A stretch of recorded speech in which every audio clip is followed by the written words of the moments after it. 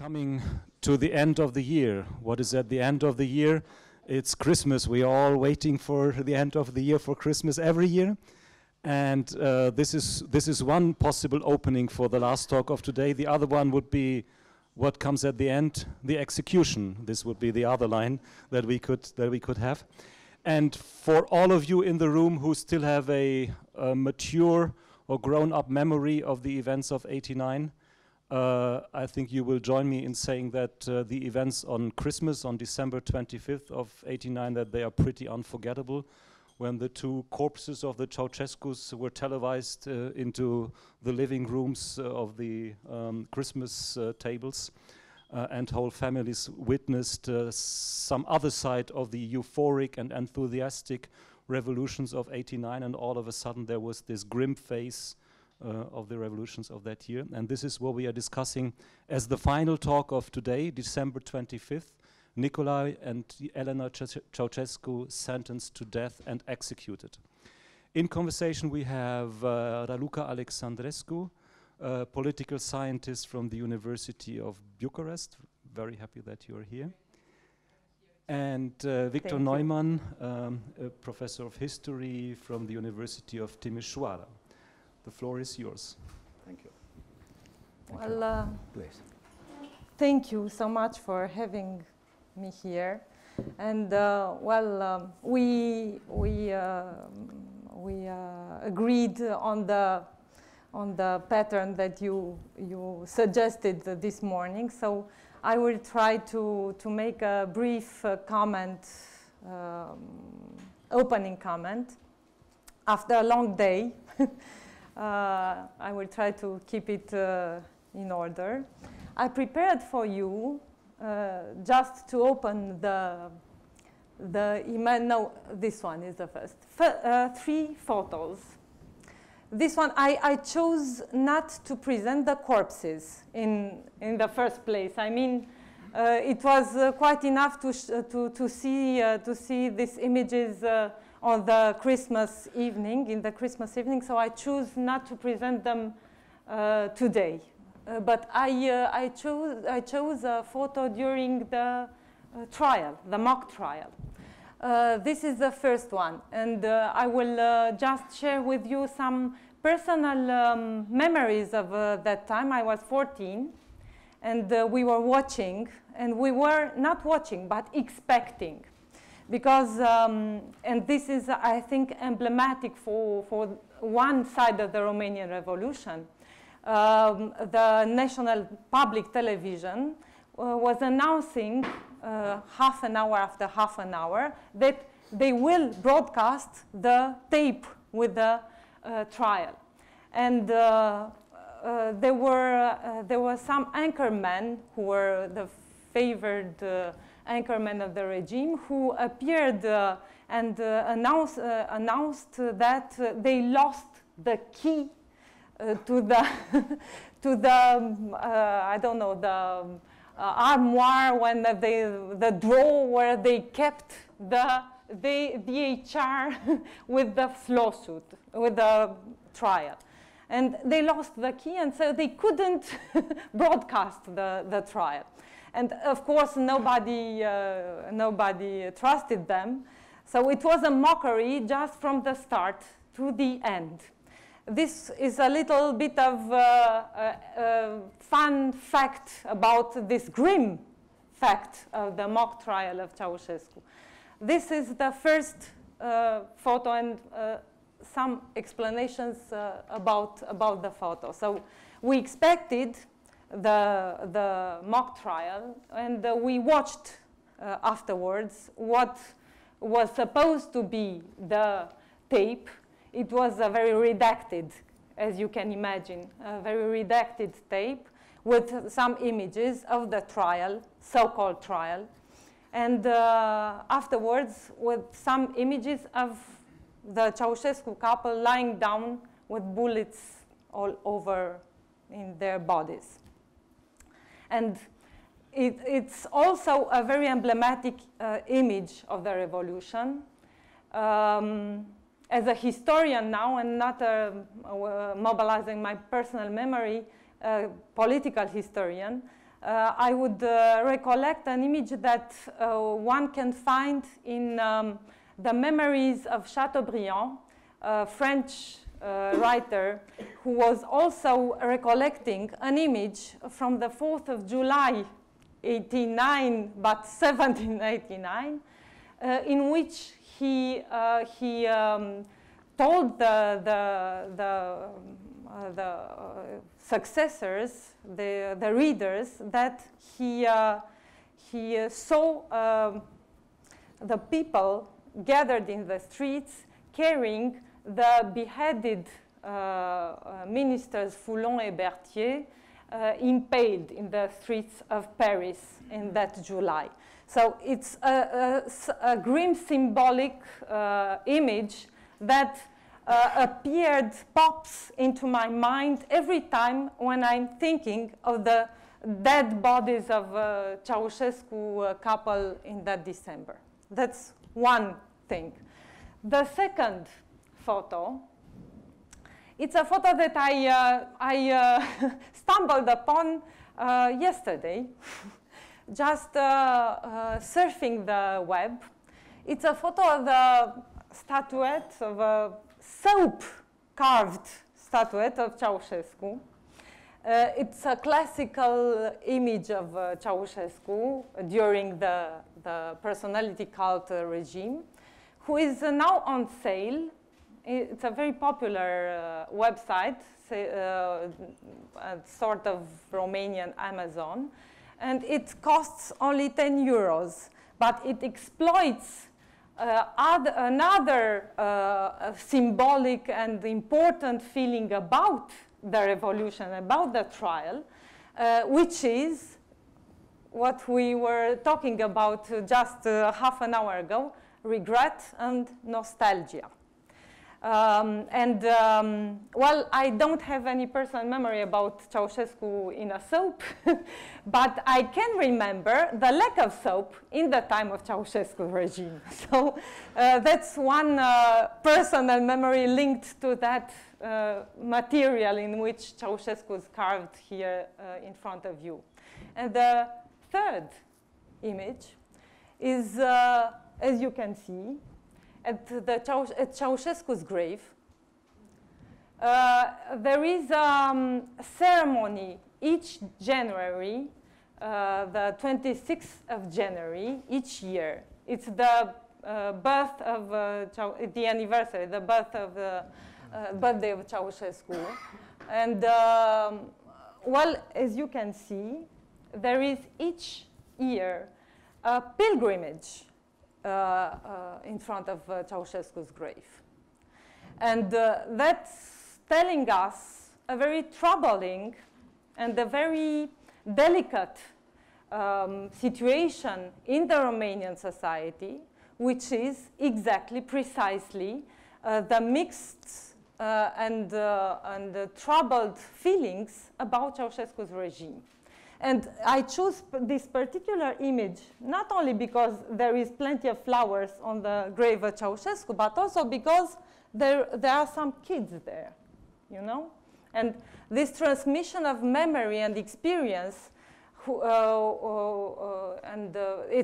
a very troubling form of revival of some dictatorship memory and strong points. Well, we can buckle up with the images. Okay. And switch to the title. Okay, so that's how I chose to show you in 3 images what is in fact posing us some problems linked to the Romanian Revolution and to the Romanian mock trial on the Christmas day. There is now in the political scientist's perspective, there are 3 layers of the Romanian Revolution. 3 layers which are very well distinct and mixed in the same time. there is the first layer, which is the revolution in itself, the rising, the popular rising. There is the second layer who is discussed, and this layer is the layer of coup d'etat. The coup d'etat, the coup which was perpetrated by some former nomenclaturas apparatchiki who were there in the right moment, in the right spot, and with the right, the exact right tools. It coexists in a very vivid way with the revolution in itself. And the third layer, I should say, it's of course the international context, which of course it can't be ignored, and we were able to learn about this geopolitical context all the day long today. So I will not insist upon it in my brief, not so brief, in fact, statement. Okay, so 3 layers. On the level of the first layer, the popular rising, I will recollect also some personal memories. I was quite young. I was in my first year of high school. And I am now lazy, but I was not lazy at that moment. So I wrote a diary. Some of you who were attending Holy Case talk this morning remember. So I kept a diary. I kept a very thorough diary, which I'm not doing now anymore. And I wrote down my impression during the the revolutionary week in Romania, beginning with the Timisoara and, of course, finishing with the 22nd of December. And then I was too occupied with the revolution in itself to write down some impressions. And there is a gap in my diary, 1 month gap in my diary. I began to write in my diary when the new so-called revolutionary regime switched the democratic discourse and began to beat up the demonstration for democracy in January in Bucharest. So, and well, I had my diary, and I had also a vivid memory. In the 21st of December, I was out of my house with my brother and my sister out shopping for Christmas. One thing about shopping in Ceausescu's regime was that it wasn't very much to shop. Well, it was just an occasion to go out with my brother and my sister. And we stumbled upon the beginning of the demonstration in Piazza in University Square, just 2 hours before the army and the Securitate troops began to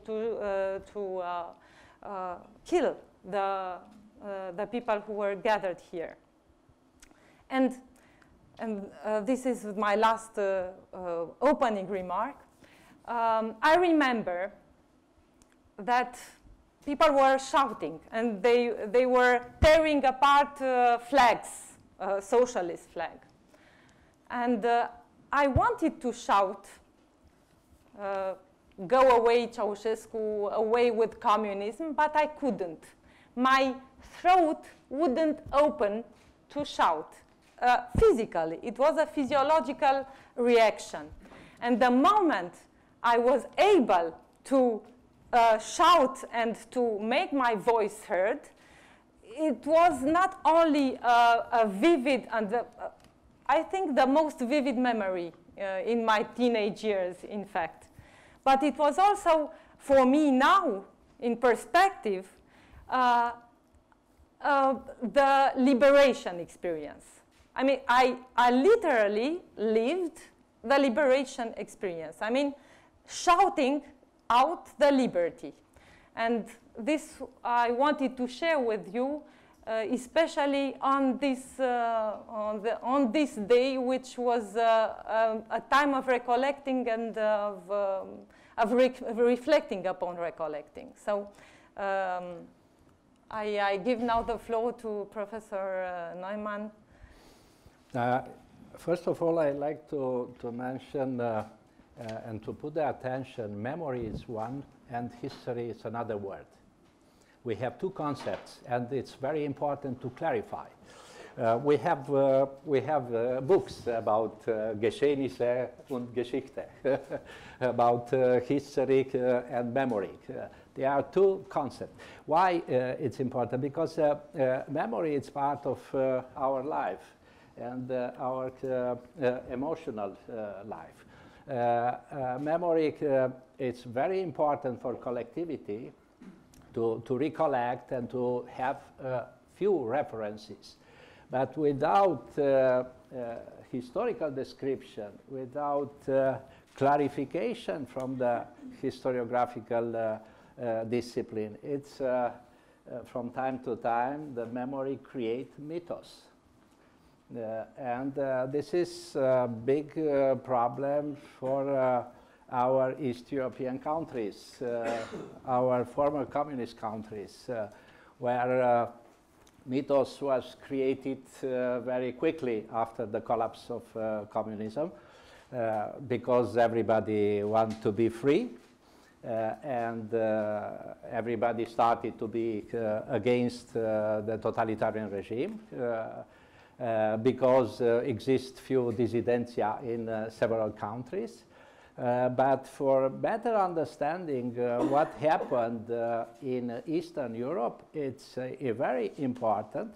And here we have discussions from the morning until now about every country, because exist differences between Czechoslovakia and Poland, between Poland and Hungary, between Hungary and Yugoslavia, between Yugoslavia and many other East European countries.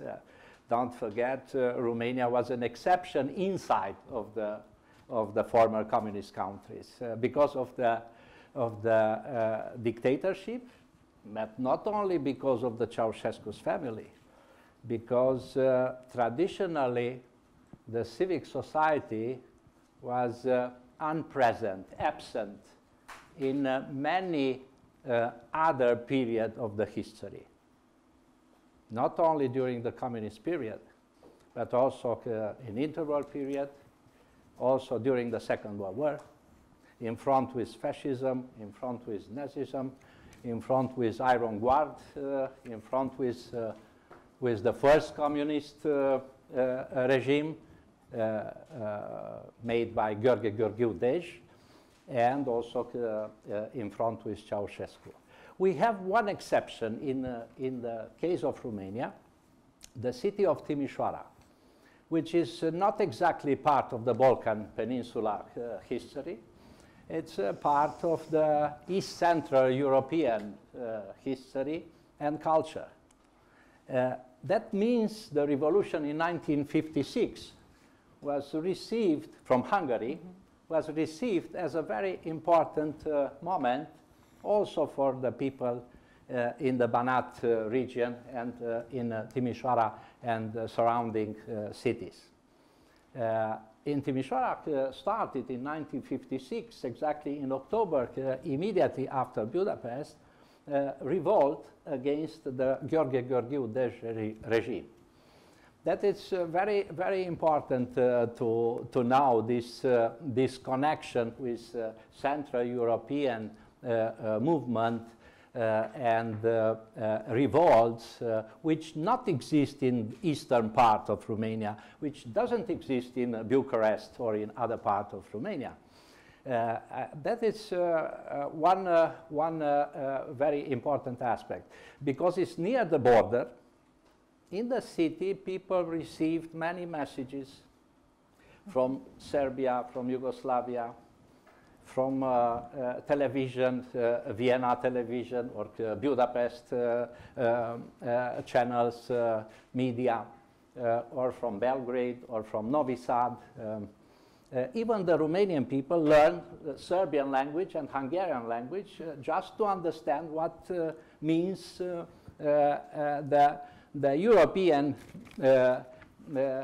protest against communism in Czechoslovakia or in Hungary in the 50s or in Poland, because in these three countries started many years ago, many decades before 1989. Of course, for this reason, we have in the city of Timisoara different dissidentia, so-called dissidentia.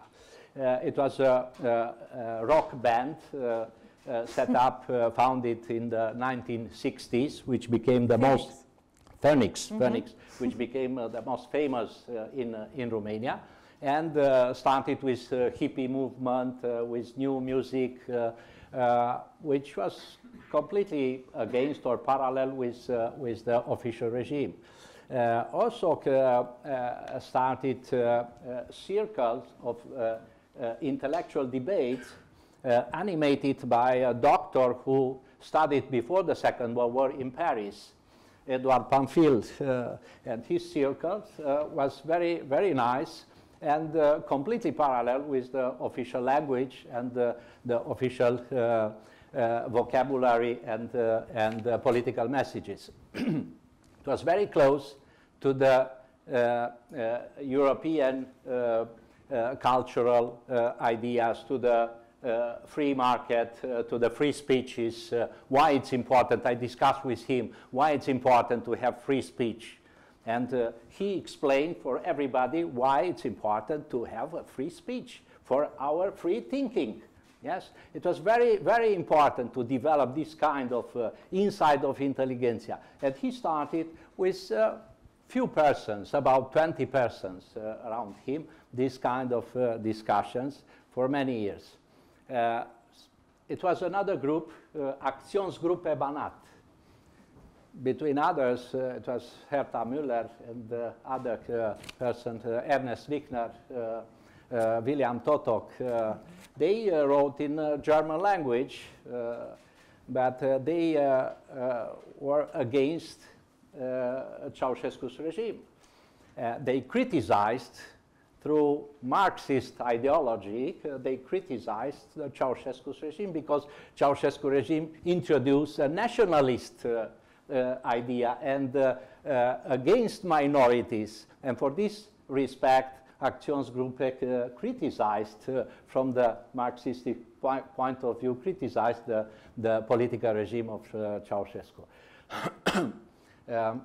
Finally, they were expelled from Romania, this group, in the end of 1970s. Then, in the inside of the artistic group, were people who constructed an alternative thinking. It was the group Sigma, which played an important role against the artistic realism, socialist realism, which was imposed by the communist regime in the 50s. Okay, in the 80s, everywhere in Romania, the situation was difficult because of the absence of free speeches, because of the food problems. We don't have the possibility to buy food in the shop. It was difficult. At 4 o'clock in the morning, I go to the shop for 1 liter milk. It was funny in the 80s to have this kind of life. And of course, people were against this regime. The light was closed, the light inside of the apartments, not only on the streets. That it's misery. Yes, everything was closed. Yes, this is closed mind. Yes, and he encouraged only a few persons around him to coordinate the activities from the center and also inside of every county. There are 42 counties in Romania. Okay, we change, yes. In 1989, in December, in Timisoara started the revolt against Ceausescu 1 week before Bucharest, in 15th of December 1989. And 1 week, one city resist in front with the military and Securitate and the totalitarian regime. And in 21st of December started also Bucharest, the revolt against Ceausescu. That means between both cities exist few differences. In the city of Timișoara was received the ideas of Solidarność and the ideas of the Hungarian dissidentia, Konrad György and Esterházy Péter, and in Bucharest people talk, because I had connections directly with Bucharest in this time. I discovered the newspaper of USSR in the houses of intellectuals in Bucharest. Glasnost, the newspaper, exists in the families which were very close to the new president of Romania, Ion Iliescu, and they talk about the perestroika. I talked with one of these persons, and he explained why it's important perestroika and it's not important Solidarność for our transformation, for our changing. It was very few discussions, but inside of the circles, small circles, about this kind of transformation, this kind of changes.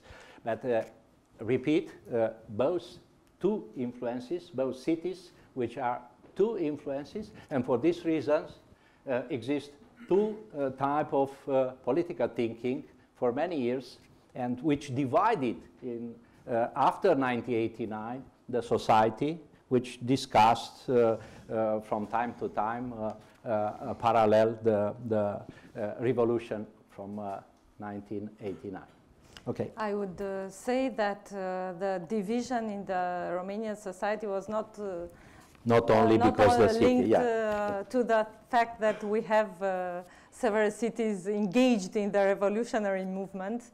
Well, it's a inner debate here, so we shouldn't insist upon it. But I think that the cleavages in the Romanian society were in fact linked to this ground zero of the revolution and of the trial and execution of Ceausescu.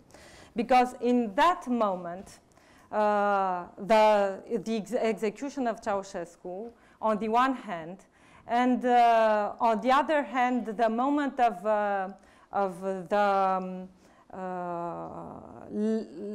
the new political power, which empowered itself in a way in December the 22nd. We all could see, in fact, those who were looking at the images on the Romanian televisions, we could see that process of prise de pouvoir, of legitimating power, new power.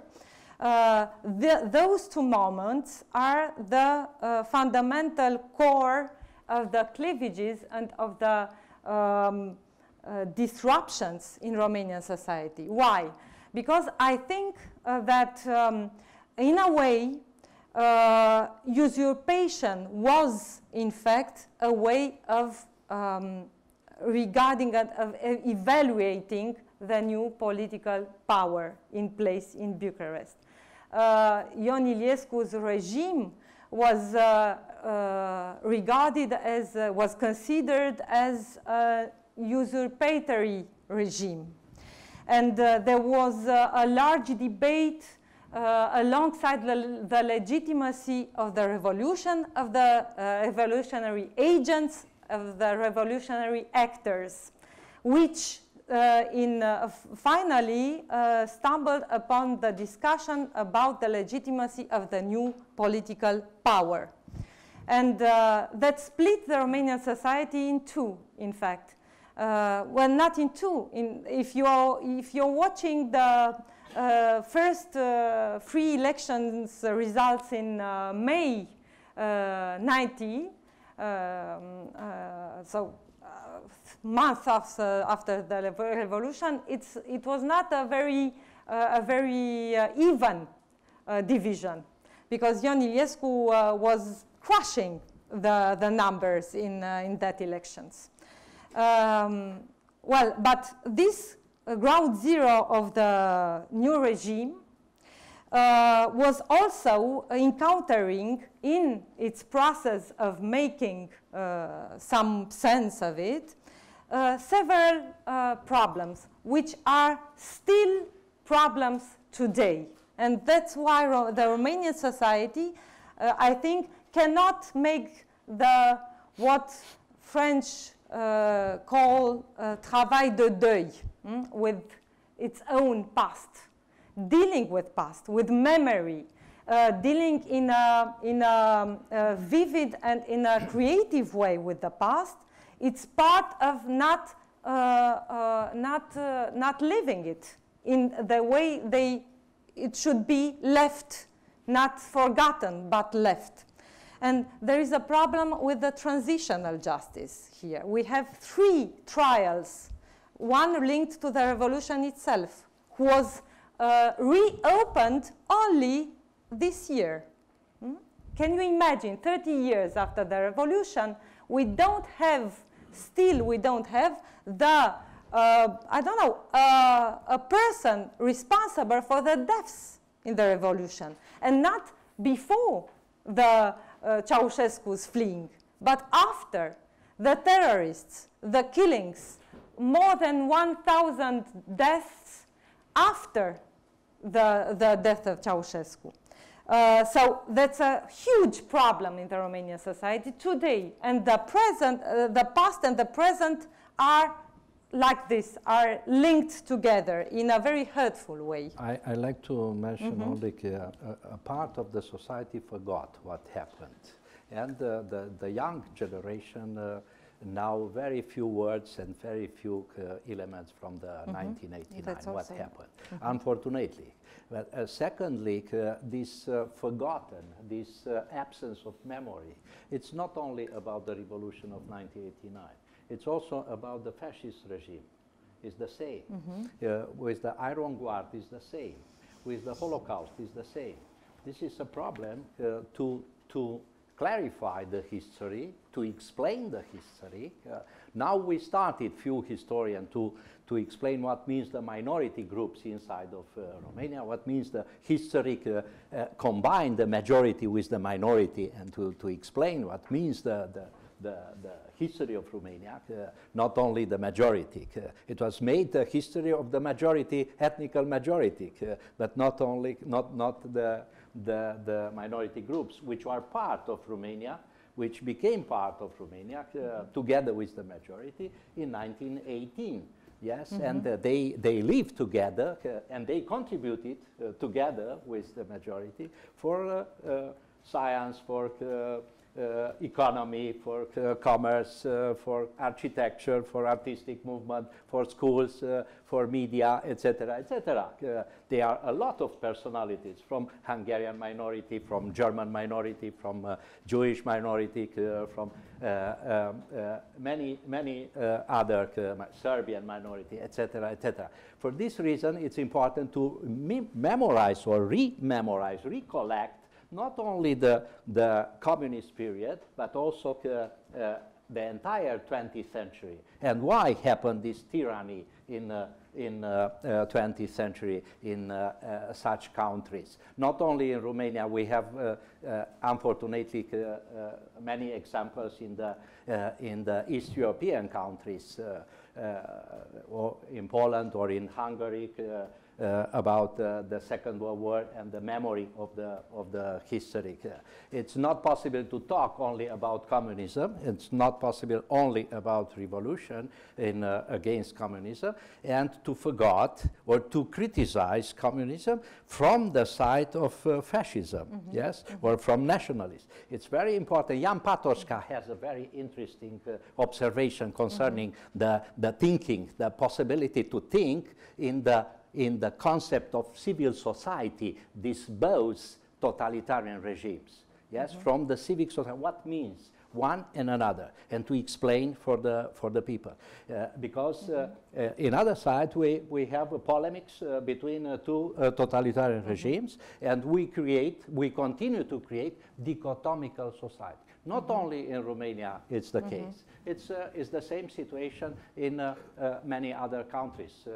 You now, as historians or politologists, what means the debate introduced by Jan Gross in Poland with Jedwabne many years ago, or what kind of discussions exist in Hungary concerning the regime in the Second World War and after the Second World War with Kada regime. Okay, I'm sorry. In fact, no, it's a very important aspect, and in fact, in rewriting and rethinking the Romanian past, we also stumbled upon some problems linked to the creation of new memorials and new lieux de mémoire, like Pierre Nora, the French sociologist, was calling them.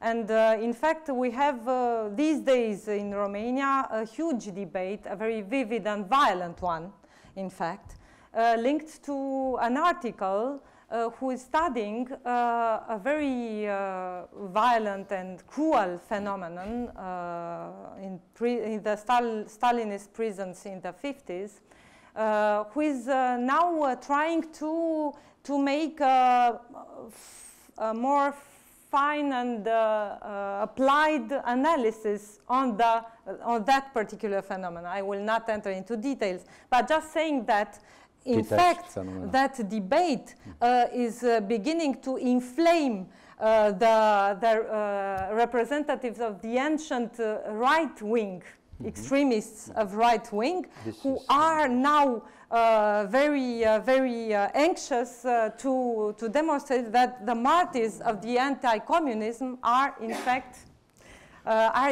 the martyrs of untouchable martyrs of today. So it's a problem of ideological confrontation who puts Romania, unfortunately, on a very unpopular chart, not only in Europe, but at the international level, who is now putting in front of the political debate some nativist, right-wing, revisionist opinions and ideologies, and that is troubling. I wouldn't want to make the final statement on this grim tone. I will just, if I have 30 more seconds, I will just finish with a joke.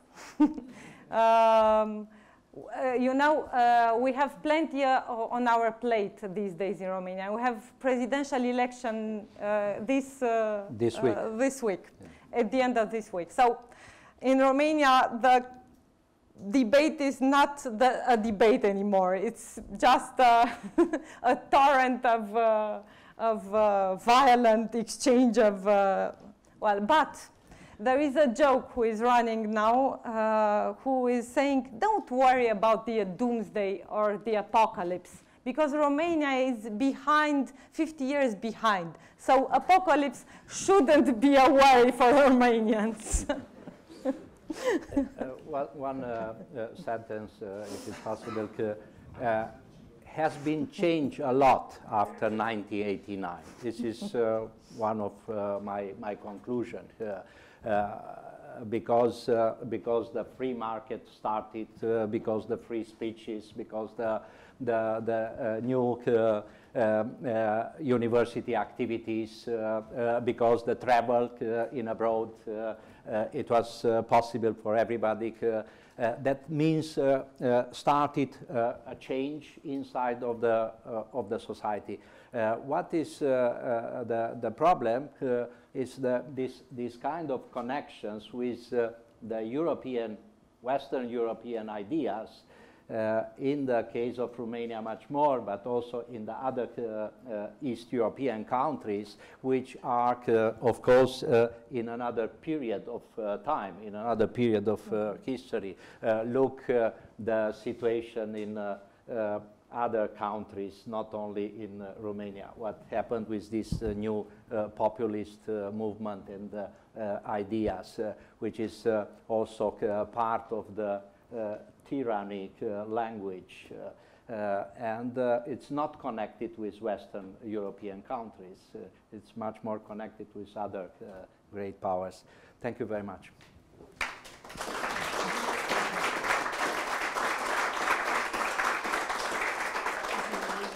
So you already got your official applause, but maybe we can have another one. Let's see. So Raluca, 50 extra years is actually not bad. So we should all think about moving to Romania. Yes, yes, so welcome. Especially we have a huge diaspora, almost 4 million Romanians abroad. So please come to us. One thing that I observed, I introduced our Polish friends by saying that you should always invite somebody from Warsaw and somebody from Krakow when you're having to do with the Poles. It was also very interesting to follow your internal debate, and you said at one point, this is an internal debate, like we should leave it aside, but no, I think this is actually the most interesting when you have the internal debate, and Victor, very much for pointing this out to us, the difference of Timisoara, although you do not fully agree, but I think that was a very interesting I totally agree. Point, okay. And I think it was very illuminating and a very nice talk, and I mean the execution is not a nice end, but we did it very nicely. And Raluca, also one thing that I really liked very much, and I think this is one of the unforgettable moments for me of today, when you mentioned your own experience of liberation, of the inability to shout, and this internal liberation. I think this is a very remarkable like message of '89 that we can take with us into the night. And having said this, I think this is also, one has to say, this has been a very long day. 9 hours, in fact. This is, I mean, it depends on which part of the world you are in, but in most parts of the world it's more than a working day, so 9 hours is quite a lot. We have been quite courageous. And I feel tempted to say, you know, nowadays everybody's speaking about a certain fatigue, political fatigue of '89. Well, at the end of this day, I can say I feel some empathy, so I also have some fatigue of '89, but it is more of a physical fatigue, while, I mean, regarding ideas, regarding projects that were presented, I feel very much inclined to '89, even after this very long day. And I think this is a very good message of what we did today. And I want, first of all, obviously, to thank all the speakers who came here, who dedicated their time to being with us. who prepared their talks, who gave very nice talks. We had, I think, very, very interesting experiences with many of the talks. It was really great, and I really thank all of you very much for that. And secondly, and this is almost as important, I would also like to thank the audience. Some of you have really stayed on for 9 hours. That is quite something. So I mean, there's a remarkable core group here, I have noticed. So this is a wonderful experience as well. I would never have thought that so many people would come for an event that really lasts the whole day. It was an experiment. I don't want to come to a final evaluation of the experiment, but at least I would say it was inspiring. And in one form or the other, we might continue with it. But 89 is also quite an outstanding event, so maybe it will also be a unique experience, for, at least for some time. This is maybe the word for today, and just on a very practical note, all those of you who are joining us for dinner, please meet us at the door. I would say in like, well, maybe we should have some 15 minutes.